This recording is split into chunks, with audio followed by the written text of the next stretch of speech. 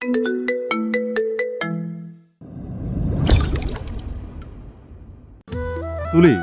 এই তুলি, ওঠো তুলি। ঘুমের ঘরেই কপাল ভ্রু কুঁচকে যায় তুলির। ডাক কানে পৌঁছালো, মস্তিষ্ক সজাগ হচ্ছে না। এত বেশি ঘুম পাচ্ছে যা বলার বাইরে। তুলির অবস্থা দেখে ওর দিকে তাকিয়ে দুই আঙুলের সাহায্যে কপালে স্লাইড করতে শুরু করে ইমরান। কিছু সময় তুলির দিকে তাকিয়ে থেকে ওর হাত ধরে টেনে ওঠানোর চেষ্টা করে, বলে, এই তুলি, ওঠো। আর কত ঘুমাবে? ওঠো এখন। যা তো ভাই, ডিস্টার্ব করিস না, কতক্ষণ আগেই ঘুমিয়েছি, তুই নিজের কাজে যা। হাত ছেড়ে দিয়ে বড় বড় চোখ করে তাকিয়ে রইল ইমরান। একটু পরেই বুঝতে পারে তুলি ঘুমের ঘরে তুহিন মনে করেছে ওকে। তুলি, তুহিন না, আমি ইমরান। চোখ মেলে তাকিয়ে দেখো আগে। তুলির বাহু ঝাঁকিয়ে কথাগুলো বলে ইমরানের নাম কর্ণকুহর পৌঁছাতেই ফট করে চোখ খুলে তাকায় তুলি। চোখের সামনে ইমরানকে দেখে কতক্ষণ ড্যাব ড্যাব করে তাকিয়ে রইল। তারপর তড়িৎ গতিতে শোয়া থেকে উঠে বসে, দুই হাতে চোখ কষলে আবার তাকায় ইমরানের দিকে। বিশ্বাস হচ্ছে না ইমরান এসেছে। হাত বাড়িয়ে ইমরানের গাল স্পর্শ করে। যখন বুঝতে পারে সত্যি সত্যি ইমরান এসেছে, তখন চোখ দুটো আপনা আপনিই বড় হয়ে যায় অবিশ্বাসের কণ্ঠে, বলে, তুমি এখানে? ইমরান চুপ করে তুলির চোখের দিকে তাকিয়ে আছে। চোখ দুটো লাল হয়ে গেছে, ফলা ফলাও লাগছে অনেক। চোখ মুখ কেমন যেন ফ্যাকাশে হয়ে গেছে। সারা রাত ঘুমায়নি, পুরো রাত কেঁদেছে নাকি। তুমি এখানে কেন এসেছো? তোমাকে নিতে। কেন? কেন আবার? তোমার শ্বশুর বাড়িতে নিয়ে যেতে এসেছি। উঠে ফ্রেশ হয়ে তৈরি হয়ে নাও। যাব না আমি তোমার সাথে, আর ওই বাড়িতেও ফিরে যাব না। কেন যাবে না? ভালো লাগে না তাই যাব না, তোমার সাথে থাকবো না আমি। অত কথা শুনতে চাই না আমি। উঠে ফ্রেশ হয়ে তৈরি হও। বললাম তো যাব না আর ওই বাড়িতে। তুলি, মেজাজ কিন্তু এখন গরম হচ্ছে। I don't care. তুলি, কাকে রাগ দেখাচ্ছ তুমি? তোমরা সবাই কি পেয়েছো আমাকে? যখন যার যা ইচ্ছে তা চাপিয়ে দেবে আমার উপর। তোমাদের সকলের সব সিদ্ধান্ত চুপচাপ মেনে নেব সব সময়। আমার নিজের কোনো ইচ্ছে নেই? আমার নিজের জীবন নিয়ে নিজের কোনো সিদ্ধান্ত নেওয়ার অধিকার নেই? তোমরা যে যখন যা বলবে তাই পালন করতে হবে আমাকে? তোমার উপর আর কেউ কোনো সিদ্ধান্ত চাপাবে না। তোমার যা ইচ্ছে তাই করবে তুমি। ডিভোর্স দিয়ে দাও আমাকে। ধমক দিয়ে ওঠে ইমরান। ভালোভাবে বলছি, ভালো লাগছে না? দেবো নাকি কানের নিচে একটা লাগিয়ে? 5 মিনিটে ফ্রেশ হয়ে তৈরি হবি, নয়তো কিভাবে তৈরি করিয়ে নিয়ে যেতে হবে আমার খুব ভালো করে জানা আছে। যাব না আমি। ঘাটতারামি করবি না তুলি। 100 বার করব, 1000 বার করব, তাতে তোমার কি? আমার কি? হ্যাঁ। আর কথা না বাড়িয়ে সোজা হয়ে দাঁড়ায় ইমরান। তুলিকে পাজা কোলে তুলে নিয়ে ওয়াশরুমে প্রবেশ করে। ওয়াশরুমের দ্বার করিয়ে দেবে বলে 5 মিনিটের মধ্যে ফ্রেশ হয়ে বের হবি, নয়তো যেমন আছিস সেভাবে নিয়ে চলে যাব। বলে ওয়াশরুম থেকে বেরিয়ে আসে। ওর চলে যাওয়ার দিকে তাকিয়ে রইল তুলি। অবাকের চরম পর্যায়ে পৌঁছে গেছে আজ ইমরানকে দেখে। এই তো ইমরান, তো সেই ইমরান নয়। ইমরানের কি হলো হঠাৎ? এতদিন রুম থেকে বের করে দেওয়ার জন্য উঠে পড়ে লেগেছে, আর আজ ফিরিয়ে নিয়ে যাওয়ার জন্য উঠে পড়ে লেগেছে। তুলির স্মরণ হয় ইমরান ওকে আজ তুমি বলে সম্বোধন করছিল, শেষে রেগে গিয়ে তুই বলছে। এক রাতে এত পরিবর্তন, আশ্চর্য। ইমরান রুমে এসে তুলির সুটকেস গুছাতে শুরু করে। আশেপাশে তাকিয়ে দেখে আলমারির পাশেই তার দাঁড় করিয়ে রেখেছে। উঁচু করতেই বুঝতে পারে ভর্তি রয়েছে এখনো, তবুও একবার খুলে দেখে নাই। কাপড় চোপড় আর প্রয়োজনীয় জিনিস সব কিছু না নিয়ে গেলে এসব নেওয়ার জন্য আবার আসতে হবে। তুলি ওয়াশরুম থেকে বেরিয়ে দেখে ইমরান বেডের উপর বসে আছে। তুলি অবাক হয় এটা দেখে যে ইমরান ওর বেড গুছিয়ে পরিপাটি করে রেখেছে। কিছু না বলে হাত মুখ মুছে মুখে ক্রিম লাগানোর সময় নিয়ে চুলগুলো ব্রাশ করে আস্তে আস্তে বেশ সময় নিয়ে ইমরান বেডে বসে তুলির কর্মকাণ্ড দেখে রাগে ফুলছে। এই বাড়িতে যতটা ঠান্ডা মেজাজ নিয়ে এসেছিল, এখন ঠিক ততটাই উত্তপ্ত হয়ে উঠেছে তুলির ব্যবহারে।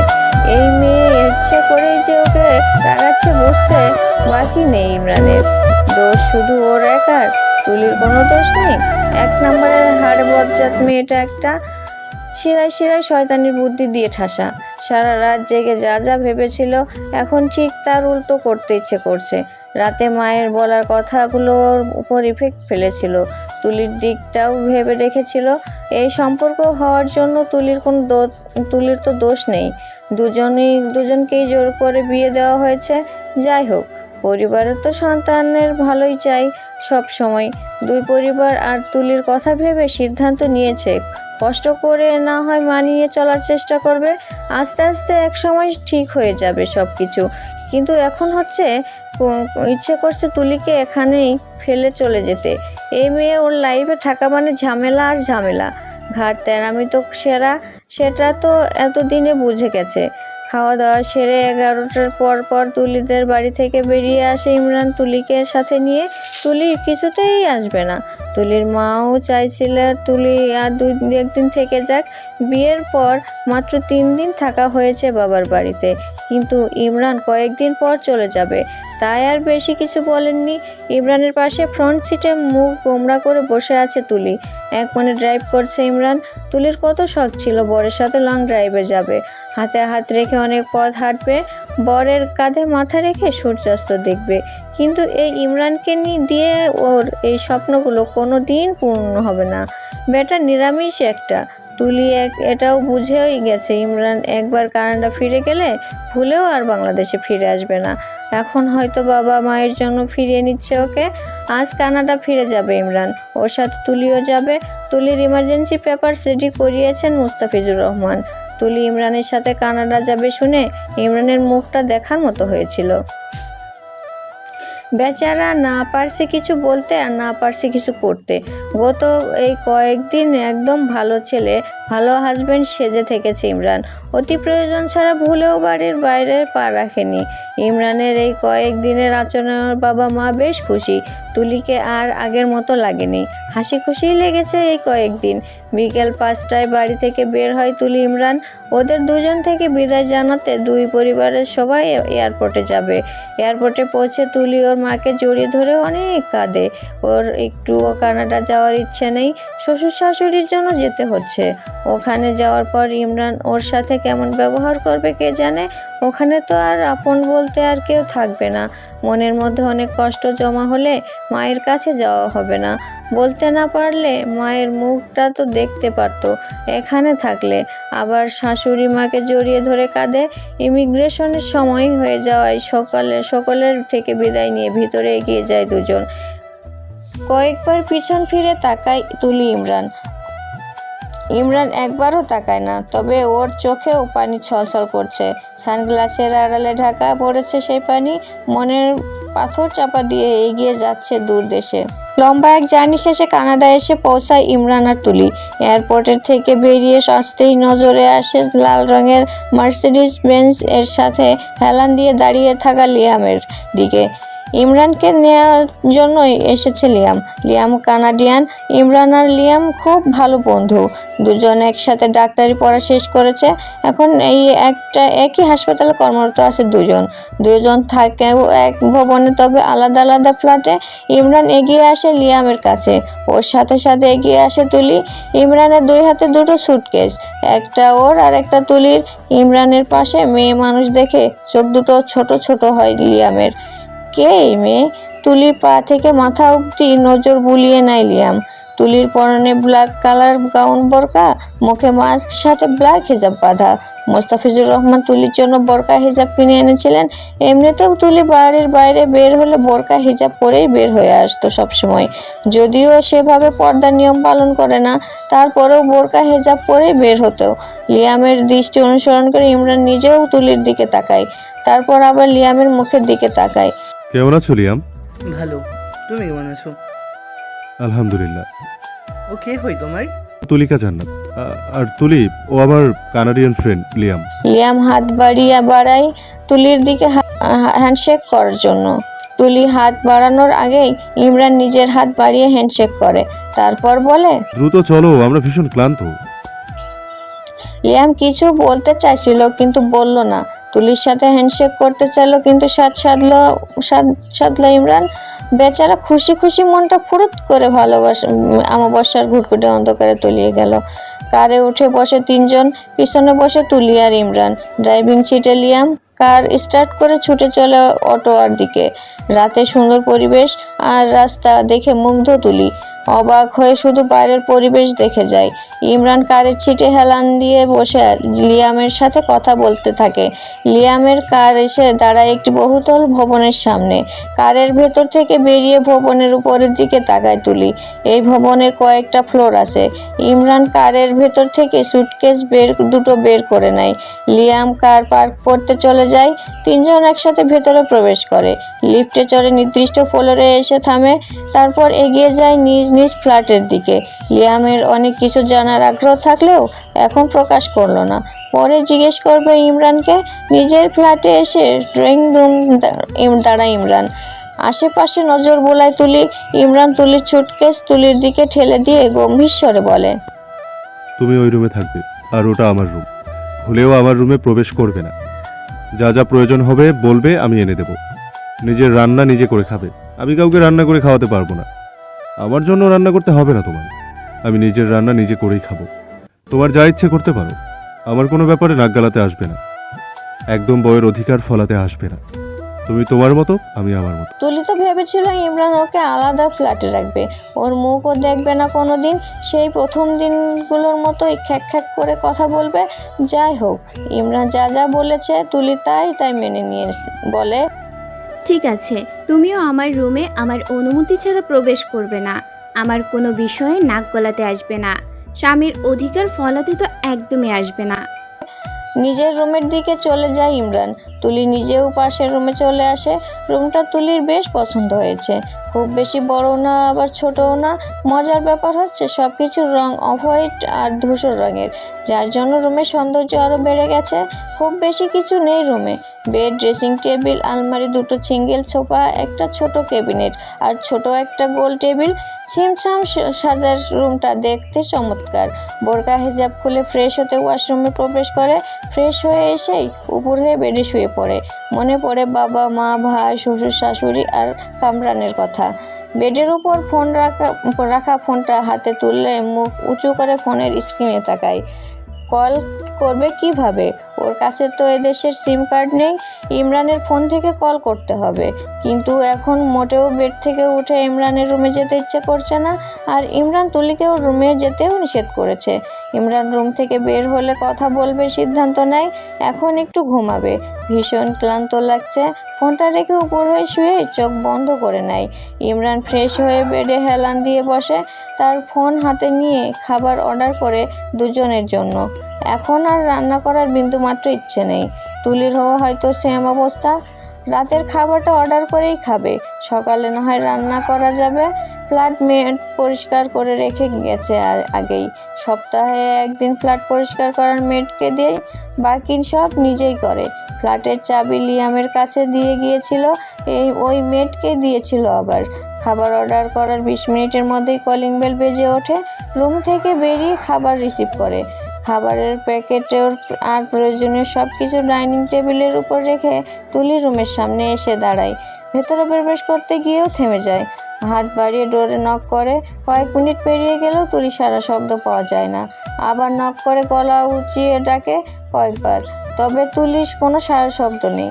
কপাল ভুরু কুঁচকে কিছু সময় পর ডোর হাত দিয়ে ঠেলা দেয়। বরাবরের মতোই খুলে যায় ডোর। এই তুলি জীবনেও ডোর লক করে না, সেটা হোক রাতে বা দিনে। ভেতরে প্রবেশ করে বেডের দিকে তাকিয়ে দেখে তুলি উপর হয়ে শুয়ে আছে। কুঁচকে যাওয়া কপাল ভ্রু আরও কুঁচকে যায়। তুলি কি এভাবে শুয়ে শুয়েই কাঁদছে? কিন্তু কাদার তো শব্দ আসছে না। নীরবে কাঁদছে বোধহয়। যাই হোক, তাতে ওর কি? অনুভূতিহীন হার্টলেস মানুষ একটা। অন্যের কথা ভাবার সময় আছে নাকি ওর? একা একা থাকতে থাকতে অভ্যাস হয়ে গেছে একা থাকার। সিদ্ধান্ত নিয়েছিল জীবনে বিয়ে করবে না, একা একাই পার করবে বাকি জীবন। কিন্তু হলোটা কি? ওর স্বপ্নের একলার সাথে জীবনের দোকলা জুটে গেছে।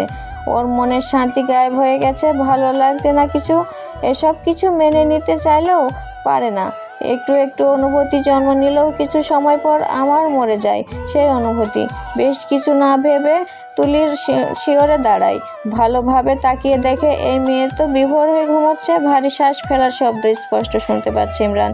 কোনো মানুষ আরামে বিভোর হয়ে ঘুমালেই এভাবে শ্বাস নেয়। তুলি, এই তুলি ওঠো। তুলি, কোনো সারা শব্দ নেই। এতক্ষণ নরম গলায় মিষ্টি করে ডাকলেও এবার রসকসীন কর্কশ গলায় ডাকতে শুরু করে। শুধু শুধু মেজাজ গরম হচ্ছে। ইমরানের রসকসীন কর্কশ গলার স্বর শুনে পিটপিট করে তাকায় তুলি। ঘাড় ঘুরিয়ে ইমরানের মুখের দিকে তাকায়। চোখের পাতা টেনে তুলতেও চাইলেও পারছে না। চোখ বন্ধ করে ঘুম জড়ানো গলায় বলে, কি হয়েছে, চেঁচাচ্ছ কেন এভাবে? আমি চেঁচাই? না, ডক্টর ইমরান মাহমুদুল চেঁচায়। ইমরান রেগে ডেকে ওঠে। তুলি, কারো তো ঘুমোতে দাও। উঠে খাবার খেয়ে তারপর ঘুমাও। এখন আমি রান্না করতে পারবো না। রান্না করতে হবে না, খাবার অনলাইন থেকে এনেছি। তুমি খাও, আমি খাবো না। কেন? খিদে নেই আমার। খিদে নেই কেন?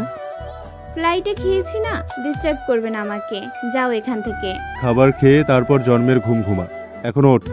তুলি চোখ বন্ধ করে রেখেই কর্কশ গলায় বলে, খাবো না বলছি তো। যাও এখান থেকে। শুধু শুধু আমার আরামের ঘুম হারাম করতে এসেছে। ইমরানের গরম মেজাজ আরো গরম হয়। শোয়া থেকে টেনে তুলে বসিয়ে দেয় তুলিকে। বিকেলে ফ্লাইটে 2বার মুখে দিয়েছিল খাবার, তারপর আর কিছু খায়নি। ওইটুকু খাবার খেয়ে নাকি ওর পেট এখনো ভরা আছে। যা বলবে তাই বিশ্বাস করবে। ইমরান অত ছোট মানুষ না। টেনে বসিয়ে দেওয়ায় পূর্ণ দৃষ্টি নিক্ষেপ করে ইমরানের দিকে। কিছু সময় তাকিয়ে থেকে ঘাড় কাত করে বলে, এই, তুমি আমার অনুমতি ছাড়া আমার রুমে এসেছো কেন? আবার আমার উপর জোর খাটাচ্ছ? খেয়ে আমাকে উদ্ধার কর। না খেয়ে মরে গেলে তোর বাপ মা তো তখন আমার গলায় দড়ি ঝুলিয়ে দেবে। তাদের মেয়েকে কানাডায় এনে না খাইয়ে রেখে খুন করেছি আমি। তোর শ্বশুর শাশুড়ি তো গুলি করে মারবে আমাকে। এখন উঠে কটা গিলে তারপর ঘুমা। এই, তোমার সমস্যা কি? হ্যাঁ, একবার তুই আরেকবার তুমি, যে কোনো একটা বলে সম্বোধন করবে। কোনো কথা না বলে তুলির হাত ধরে টেনে নিয়ে রুম থেকে বেরিয়ে আসে। সোজা ডাইনিং টেবিলের সামনের কাছে গিয়ে দাঁড়ায়। তুলিকে একটা চেয়ারে বসিয়ে নিজেও বসে পড়ে। তারপর দুজনের জন্য খাবার বেড়ে নেয়। একটা প্লেটে তুলি সামনে এগিয়ে দেয়, অন্যটা নিজে নেয়। কোনো কথা না বলে হাত ধুয়ে খাওয়া শুরু করে তুলি। ইমরান নিজেও খায় ও খাওয়া শুরু করে। এইটুকু সময়ের মধ্যেই তুলির উপর ভীষণ বিরক্ত ইমরান। এই মেয়ে তো কান্না করার আলসেমিতে না খেয়ে মরবে বোধ হয়। শেষ পর্যন্ত না আবার ওকে রান্না করে খাওয়াতে হয়। টাকা খরচ করে ঝামেলা বয়ে নিয়ে এনেছে এত দূরে। খাওয়ার ফাঁকে ফাঁকে আর চোখে কয়েকবার তাকায় তুলির দিকে। তুলি এক মনে খেয়ে চলেছে। যত দ্রুত খাওয়া শেষ হবে তত দ্রুত ঘুমাতে পারবে। খাওয়া শেষ করে চেয়ার ছেড়ে উঠে রুমের দিকে চলে যায় তুলি। হাঁ করে ওর যাওয়ার দিকে তাকিয়ে রইল ইমরান। প্লেট বাটি না গুছিয়ে না ধুয়ে চলে গেল। এসব এখন ওকেই করতে হবে। একা একা বকবক করতে করতে প্লেট বাটি গুছিয়ে কিচেনের দিকে এগিয়ে যায় ধুয়ে রাখার জন্য। পরদিন তুলি ঘুম থেকে ওঠা বেলা 11টায়। শান্তির ঘুম ঘুমিয়েছে আজ। গত রাতে যতটা খারাপ লেগেছে এখন ঠিক ততটাই ভালো লাগছে। বেড থেকে নেমে হেলে দুলে ওয়াশরুমে প্রবেশ করে ড্রেস নিয়ে একেবারে শাওয়ার নিয়ে ফ্রেশ হয়ে বেরিয়ে আসে। ভেজা চুলগুলো টাওয়েল দিয়ে মুছে নেয়। তারপরও 1 ফোঁটা 2 ফোঁটা করে টুপটাপ পানি গড়িয়ে পড়ছে। হেয়ার ড্রায়ার দিয়ে না শুকালে হবে না। ওর হেয়ার ড্রায়ারটা নিয়ে আসেনি। এখন ইমরানেরটা দিয়ে কাজ চালাতে হবে। পরে শপিং মলে গিয়ে প্রয়োজনীয় সব কিনে নিয়ে আসবে। চুলগুলো মুক্ত করে দিয়ে রুম থেকে বেরিয়ে আসে। ক্লান্তি আর ঘুমের কারণে ফ্ল্যাটটা দেখা হয়নি গতকাল ভালোভাবে। ড্রয়িং রুমে দাঁড়িয়ে আশেপাশে নজর বোলায়। ফ্ল্যাটে 2টো বেডরুম, 2 রুমেই অ্যাটাচ বাথরুম আছে। ড্রয়িং আর কিচেন। তুলির রুমের বেলকনি নেই। ইমরানের রুমে হয়তো আছে। বেশ সাজানো, সুন্দর করে গোছানো ড্রয়িংটা। ঘাড় ঘুরিয়ে ইমরানের রুমের দিকে তাকায়। ডোর খোলাই রয়েছে। এগিয়ে যায় সেদিকে। ডোরের সামনে দাঁড়িয়ে ভেতরে উকি দেয়, তবে ইমরানকে দেখা গেল না। হাত দিয়ে ডোর নক করে, ভেতর থেকে কোনো সারা শব্দ আসে না।